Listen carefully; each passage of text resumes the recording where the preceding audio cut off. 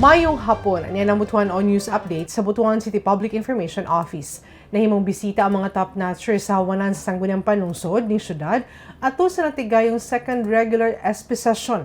Anaa ang 9th placer engineer Jenier Tindoy, 7th placer engineer Alma Riza Hitalia Delfin, o 10th placer si engineer Queenie Rose Balaba. Ang tulo ka mga Butuanong top-notchers parehong produkto sa Caraga State University sa Barangay Ampayon ng syudad. Sila nagtop sa gipahigayon nga 2024 Geologist Computer-Based National Licensure Examination o 2024 Geodetic Engineering National Licensure Examination.